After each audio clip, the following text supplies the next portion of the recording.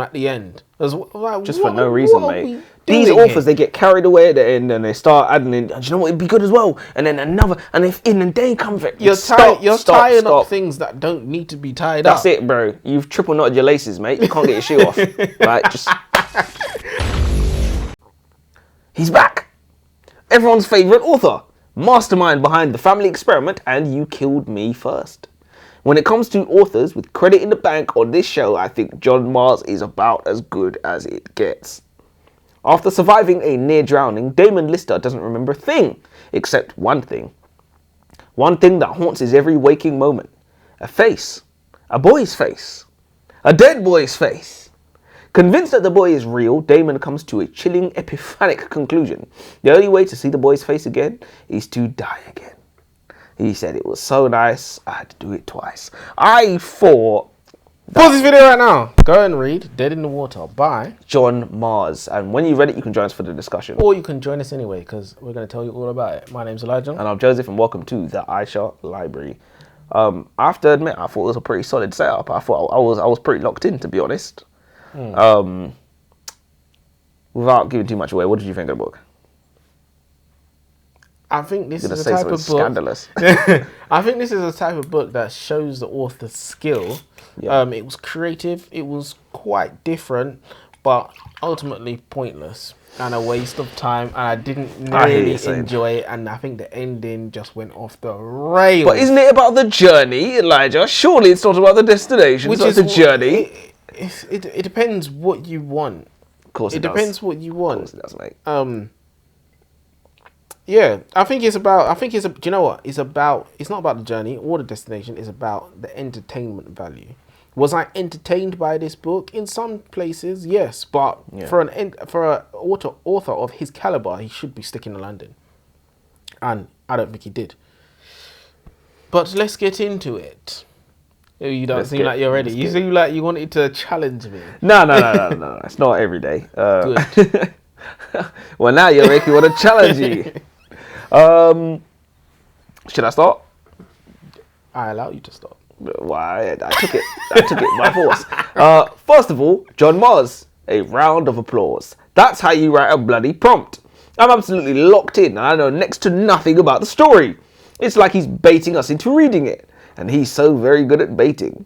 In fact, one might even go so far as to call him the master baiter. So our main character Damon proposes a year of challenges to his ex-wife Melissa.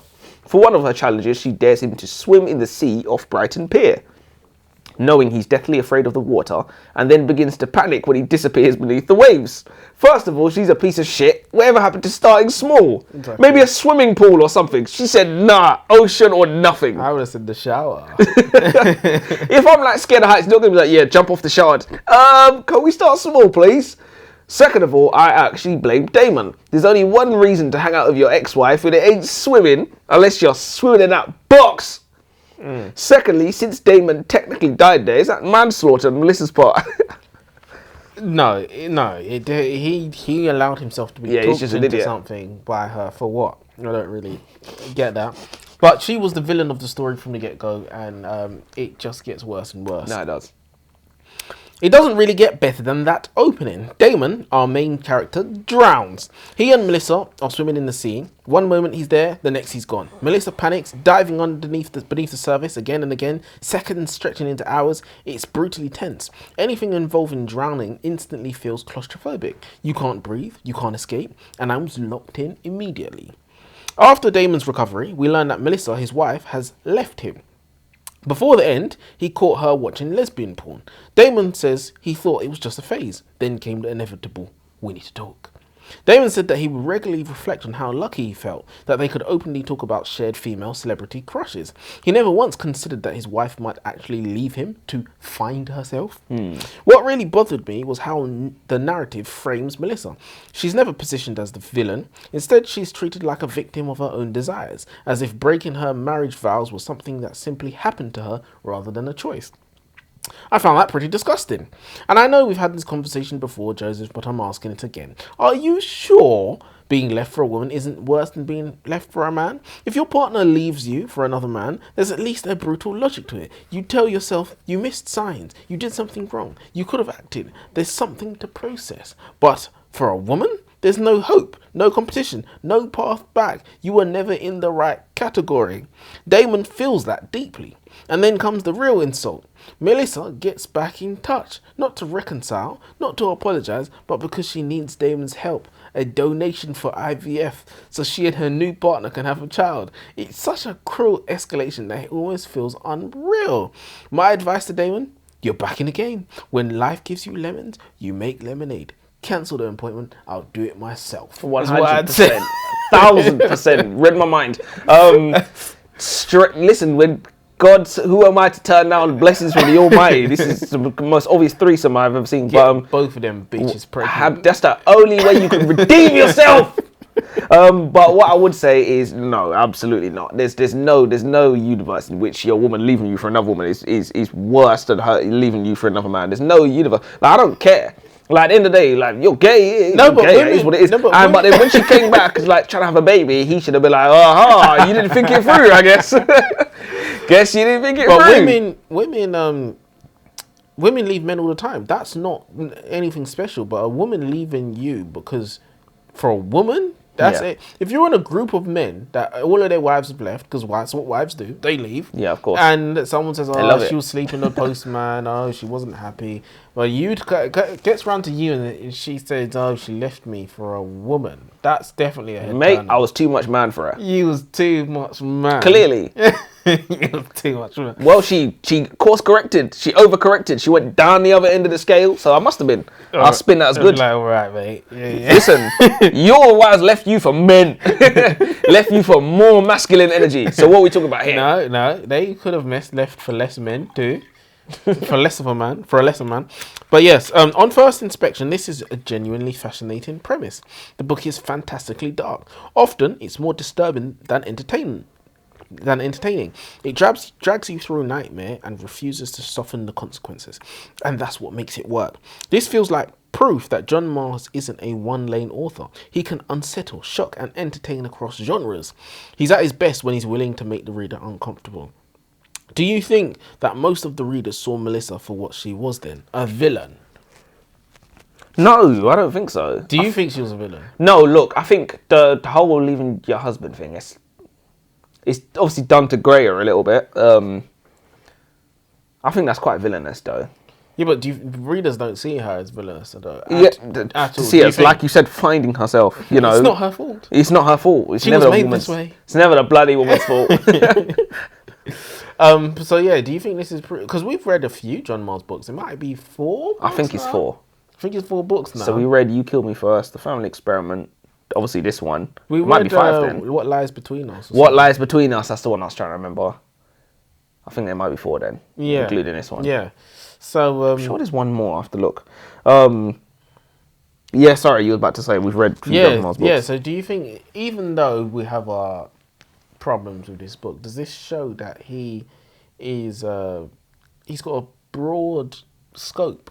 No, he's probably the most consistent author that we've read. Like, just all over the show. I think this one. Wait, what? Like, consistently good. Yeah. I think it's even though I don't like this book, I'm gonna say I didn't like this book. I think it does show a level of skill right for the sure. way through. 100%. Even the idea, I thought the idea was just killer. Exactly. And John Mars always does that. He always comes up with killer ideas. Yeah, exactly. One thing you could say about him. Yeah.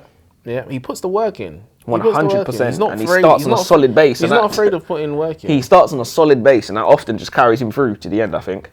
I'm going to be honest, this is actually quite a creepy book. Yeah. So after Melissa resuscitates Damon, for weeks he goes around seeing the ghost of the dead boy, haunting him in the most mundane of places, his home, the bus, his job, causing him to flee in terror and bouts of violent sickness.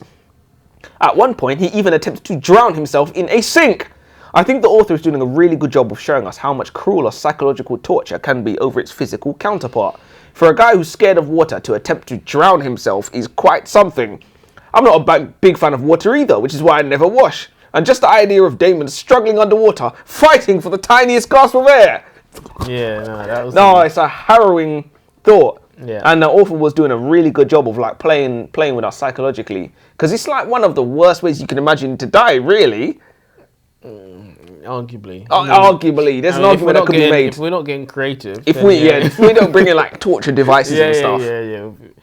Yeah. After Damon dies for the first time, we learn that it doesn't stop there. He begins experiencing vivid hallucinations, and this sends him down a genuinely dangerous, slippery slope. Damon keeps committing suicide again and again, this time with the help of random strangers, and even goes so far as to blackmail his ex-wife Melissa into assisting him. As effective as this is initially, I do think the story becomes repetitive. We're drip-fed tiny revelations, but it desperately needed more meat and potatoes. Bigger turns, more escalation.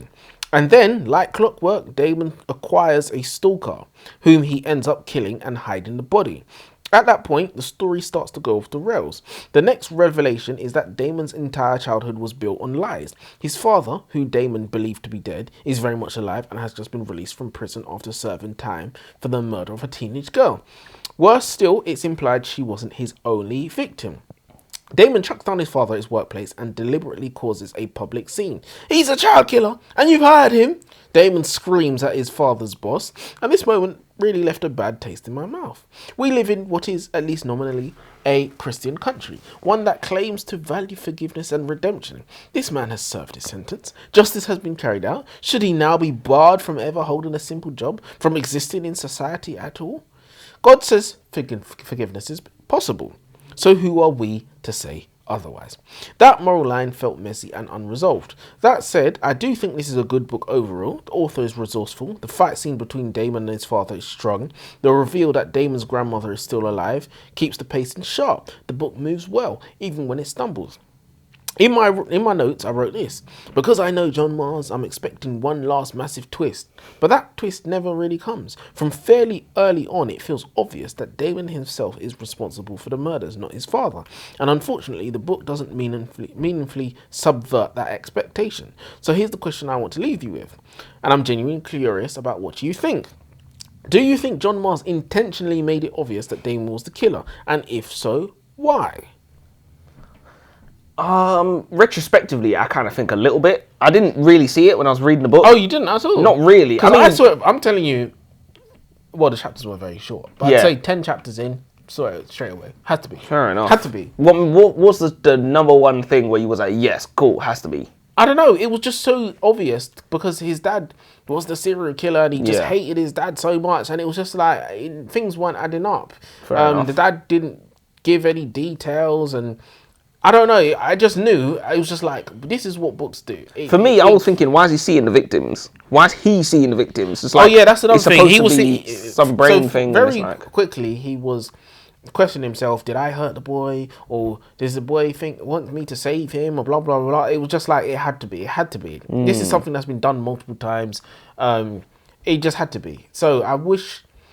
Now that you didn't see it, because I read reviews and a lot of other people said that they saw it as well. Fair enough. So maybe John Mars just thought it as a twist and thought maybe some people are gonna guess it. To be honest, this sounds weird, but with some twists, the author's like, it doesn't matter if you can see it coming. Like sometimes the payoff is still. I'm not gonna say it doesn't matter. All in the surprise. I'm not gonna say it doesn't matter. I'm just gonna say that I can understand that the twist isn't everything. If it's all seeing, because some people you get gratification from guessing twists and being right. Yeah, I hear that as well. There's value in that. Yeah, I hear that as well. But with them unreliable narrators, you get robbed of that. Just saying. I love an unreliable narrator. And he was an unreliable narrator, to be fair. Low-key. I mean, he wasn't reliable, was he? he 100. So wait, this is even to himself, he was an unreliable narrator. This is what I'm saying. Does this count as unreliable? This is why John Mars is goated, because like even in his books that you don't even think are good, there's still something you can have a conversation over. You could take something out of the book, have a big convo about it. I think this in is that when will we die or whatever, there was no converse to be had about that. So I think he's definitely showing levels here. His flaws, another man's ceiling. Even if he isn't as good as Colleen Hoover. Is it possible, Elijah? Tell me if this is possible. Perchance, has the author done the death and revival thing too many times already? I know, right? It's been like 5 times that I can count so far, and there are no signs of slowing down. I feel like the prospect of dying and then being revived is so nerve-wracking, and that's where its power comes from. If you do it too many times, death starts to be about as impactful as the flu. Yeah. Honestly, I really do believe John Mars is a top writer, but how is he managing to make death boring? If it were me, I'd have the revival gimmick twice or 3 times maximum. You get the first one, the accidental one. Then after Damon gets haunted a bit, maybe you get a failed attempt by Damon to drown himself. Then the stuff with the online woman, Laura, who's crazy, by the way. And that's when Melissa revives him for the second time. Maybe she comes in on him while he's like drowning. And then the final act where the mystery is nearly wrapped up, she drowns him in the bathtub, and that's the only time it's done purposefully. I think the story would have much more impact that way. Yeah. It's just like we can't. The more you do it is unless it works. So It's like we can't we're not gonna react the same way every single time because we know he's coming back at this time. He's done like 6 times. Like that dude from Game of Thrones keeps getting brought back. Yeah. You're just like, it can only work a couple of times. Exactly. Repetitive, mate. It wasn't. I thought that was a really rookie mistake to make from John Mars, though, in my opinion. Yeah, but he does like these characters that hallucinate and whatnot. Yeah. Do you remember in his "You Killed Me First"? He had the same sort of person who sees dead people when they kill them or something like that. The relationships in the book are handled very well. Watching Damon completely fall apart while still planning to go ahead with the IVF and bringing a child into this world is unsettling, but in the right way. It raises a question. Is Damon sane or stable enough to be a father? And if the answer is no, would Melissa be justified in not wanting him to see his child? Because if that is reasonable, then surely it's just as insane for her to want to carry his child in the first place. You can't argue with that. You can't argue that a man is too mentally stable to be around his own child, but while also deciding he's stable enough to be the biological father of that child. Yeah. You said it wrong, but I know what you mean anyways. Hold. There's also a massive double standard at play. Damon despises his father because he's a murderer, yet Melissa's actively helped end Damon's life multiple times, and that barely registers as a moral issue. Damon seems fine with it, the book seems fine with it, and somehow that's excusable. Then Adrian, the Melissa's girlfriend, finally says what nobody else will. I don't want to have a child with somebody as mentally unstable as Damon. And honestly, that's fair. But then we're forced to ask another uncomfortable question. What about Melissa? Because she's clearly unstable too. She has a serious attachment issues with her ex-husband, and even Adrian can see it. When Adrian finally puts her foot down and tells Melissa that she needs to cut all contact with Damon or the relationship is over, is that controlling behaviour? Of course it's controlling behaviour. Can't say it's not, can you? It's someone, trying to force someone else to make a decision, forcing you into an ultimatum between 2 choices when there's always more than 2 choices. So it definitely is controlling behaviour. Whether it's wrong, who knows? I think it's understandable, definitely. I think this is why God bans these sorts of unholy things. Divorce, mate, divorce, gay marriage, like this is what I'm saying. Because when you have children with somebody you're not married to and that kind of thing, God bans all of that shit because it's just like if you're a husband and a wife, you won't have this problem. Do you know what I mean? So this is why it's outlawed in all the religious texts for all time everywhere. But why did she even go to her ex? That's asking for trouble. That is absolutely asking for trouble. Well, no, you can understand. I'm not the foremost expert on whose sperm to get when you want to, get knocked up. Whose sperm you want to put in a turkey baster. But listen, I'm just saying, I feel it's like messy. That's messy. And I feel like ex is you couldn't have gone. You didn't have to go that way. That was a choice. I'm sure there's many willing... Girlfriend couldn't have been happy with that as well. Well, do you know what I mean? I don't know. I think women are a little bit different. You think so? They're like, we know him and he's already, part of you and, I don't know. Weirdos, mate. I don't know. Weirdos, mate. If for whatever reason, God forbid, I couldn't have children, whatever, my girl was like, I want to take my ex's sperm, anyways, if I say, that's just unthinkable. Do you know what I mean? No. Don't even bring that up. Do you know what? She wants you to take her No, my God. Oh, I got a great idea. Man said, if you get it, it won't be cheating. Beat her. Ridiculous. But yeah, listen, what's her name? Adrian. She's a bigger man than me. Tell you that much. Because, boy, if that was me, you and your ex is what? Couldn't happen, mate. But yeah, no, I think Because Adrian was the one that was supposed to carry the baby. So Yeah, she yeah, would have had to yeah, take yeah. the ex's. See, that's mad as No. well. That's That's mad what as I'm well saying. because That's what I'm then saying. Melissa's now thinking, right, you gotta like. Yeah. I'll be like, forget all of this IVF business. Let's just get down to it. But yeah, go on. Because you got one more, innit? You got two Yes, more. now I got two more. Okay. As it turns out, John Mars had something special in store. Damon apparently turns out to be a full-blown psycho who was treated with ECT, or electroconvulsive therapy, to suppress certain memories. His first incident, where he nearly drowned, allowed some of the suppressed memories to bleed through, explaining his hallucinations and visions. And here's the worst part. Damon wasn't just any killer. He killed children with zero remorse. The little boy, Callum, a girl, Daisy Barber, and worst of all, his own little brother, Bobby. What kind of sick monster would want to kill his own brother? Yeah, again, as I said, lots of Sick people puppy. like me saw that coming. And I can only imagine, if I hadn't seen that coming, I probably would have thought that the book was infinitely better. Fair But enough. I don't. I just wasn't paying enough attention, who knows? The ending is where the book completely lost me. Piece by piece, it's revealed to Damon and to us that he was the perpetrator all along. He has killed literally every member of his family, including his stepbrother and even his high school crush. And what really bothered me is how the book frames this. Damon is positioned as a lowly child who just wanted love and attention.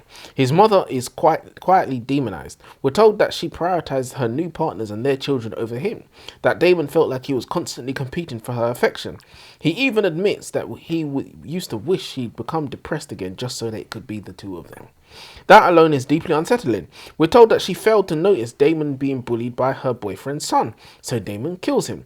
We're told that this high school crush got tired of waiting him to make a move, so she moves on, and later he kills her. The book kept nudging us towards the same implication. If Damon had just a present parent, if someone had guided him, then maybe none of this would have happened. Do you think John Mars is trying to say that single mothers ruin and cause and... I don't think John Mars is saying that. I think statistics are saying that. Plenty of people grow up neglected, bullied, lonely. They do not become serial killers. Yeah. Trauma may explain Don't do it, mate. Trauma may explain behavior, but it does not excuse it. And this ending felt far too sympathetic to somebody who's committed horrific acts. And then things With zero remorse as well. And then things go completely off the rails. We're asked to accept a wild science experiment performed on a child designed to make Damon forget that he's a serial killer. Okay. On top of that, we get the reveal that Laura was behind it all twist. And of course, the story conveniently wraps itself up with Laura being arrested neatly, everything neatly boxed off. And just in case that wasn't enough, we're hit with a double twist involving Sally right at the end, which felt less shocking and more desperate. Yeah. At that point, it stopped feeling clever and started feeling excessive. For me, the ending didn't elevate the book, it undermined it. What started as a dark, disturbing psychological thriller turned into something over-explained, over-twisted, and emotionally dishonest. So what 100%. The fuck? I mean, look, we got the Laura stuff, whatever. The Laura stuff, where she was involved in the mum. Like, why did they feel the need to involve her with the mum and tell her to jump and all this? Yeah, and then she needed to come and kill Damon off for whatever reason. Okay, no reason all right, cool. And then, but why? Which is mad. Why did Laura need to get arrested at the end? Yeah, why did if well. Damon wanted her help, needed her help, right? Why did he orchestrate it so that she gets arrested at the end? And then Sally, who's Damon's stepsister, kills him at the end. Just for no reason, mate. These authors, they get carried away at the end and they start adding in, do you know what, it'd be good as well. And then another, and if in the day comes back, you're tying up things that don't need to be tied up. That's it, bro. You've triple knotted your laces, mate. You can't get your shoe off. Like, just you can't pull it off anymore. Yeah, that's it. 2 is plenty. 2 is plenty. I know. The thing is, I reckon because I think he probably got some feedback on the book that it's too obvious that Damon was behind it. So he needed to improve the twists. So he decided to add a bajillion twists on the end to give us the satisfaction. But that's not the secret. That's not the way out. The way out of the hole is not to keep digging, right? So what I always say, and you've seen authors do this before. We've seen it plenty of times. What do you do when you have a plot twist that's obvious? You start by revealing the plot twist and then work your way backwards, and that's what they do. You know, like in murder mysteries where it opens with the murder stand over the body, and it's like, you probably wonder how I got into this now. So not exactly like that, but opening. like a cold open, basically. And then if we already know Damon's going to be the killer, it's more about, as you said, the journey of how if he seems like this sweet guy in the beginning, how he gets to that stage of being a killer. You can play with that because there's factors that you can bring in that make it seem like he's not going to become the killer, and it's like it plays with our understanding of the inevitable. We know inevitably he's going to become the killer, but there's things you can do. Or maybe we could have gone the other way and made it more bloodthirsty and entertain us that way with violent scenes. Or more like a Joker kind of. Not so sadistic, but he could have actually, because he didn't do much killing. I know he done more killing in his past. Yeah, he killed somebody who was attacking him, and then he killed the two girls. Yeah. But the girls were right at the end, but the attacker was right in the middle of the book. So, he did kill his dad as well. He killed his dad as well. Killed Melissa. Killed Adrian. Yeah. But the two girls at the end, he killed those at the end. But yeah, I don't know what you needed to do. But the book needed something because it was very repetitive, as we said. Yeah, it was. It was.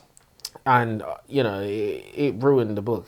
It was a good idea. I don't have a problem with Damon dying at the end. I don't have a problem with him being the serial killer. I just think major changes, just before I do my last one, major changes there's too many death and revival. I'll cap it at 3, honestly. 1 in the beginning, 2 in the middle, 3 at the end. And then I would have, he gets, unleashed, remembers his horrific past or whatever. And then maybe Melissa has to kill him for good this time. And it kind of shows how, she turned out to be the main character after all this. And I feel like that would wrap things up nicely. You don't have to add on twist after twist after twist. Especially since that was the theme of the book, her killing him anyway. So I think those major changes could have been fine. But what they did,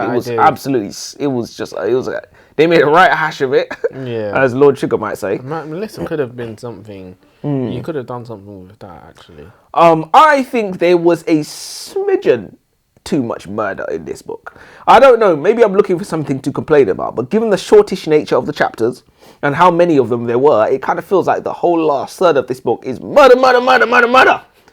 Like, literally, who doesn't die? And I assume what we are meant to take from this is when your ex-wife calls you to hang out and you think, won't kill me? Gotta stay locked in. Gotta stay, why risk it? Yeah. I mean, we got the shock as well of Melissa terminating the baby. Yeah, and aborted instead of miscarried. Yep. Terrible. Look, there was definitely things to like about the book. I just feel like what it could have been versus what it was. I feel like the writer got carried away. He did things too much. He was enjoying things too much. Simultaneously got carried away and ran out of ideas. You say he simultaneously did too much and didn't do enough. Yeah. So he missed. What a shame. He messed up the actual bulk idea of the story, and then added in these little tiny twists that just made it. Man turned up in the end like Venom, just started murking everybody in sight, pretty much. Damon. To be fair, Damon is a traditional troublemaker's name, so I'm not surprised. But all these names apparently are they're all of them. I'm telling you, I can't show you the rule for this, but I hear some of these names from these characters. I'm just like, yeah, that's classic. He's trouble. So like what Elijah, about Joseph? Damon. I was gonna say, what about if you hear about Joseph? Joseph's the favourite son that always gets picked on by his brothers. Okay. Why you roll your eyes? I didn't write the Bible. Okay. With the Canada Goose jacket. They left him for dead. They took his Canada Goose jacket too. All right. Well, would you recommend this book, by the way? And let's have your rating, if you would mind. I wouldn't recommend the book. You wouldn't? No, I wouldn't. I think as I said, I think the writer shows some skill. Yeah. The book could have been very good, but overall it was repetitive, and as I said, the Wolf did well to keep the pacing going. He kept it going, but it didn't grab me as much as I liked. He done very well to make it dark and creepy because it was. Exactly. That's the one thing I didn't like it. I think it's more than understandable that you didn't like it. I wasn't the biggest fan of it either, but in a weird oxymoronic way, I would recommend it, and I would actually give it 3. I'd give it a 3 out of 5. Yeah, I would. This is the first time I'm ever giving a book a lower rating than you. I would give it a 2.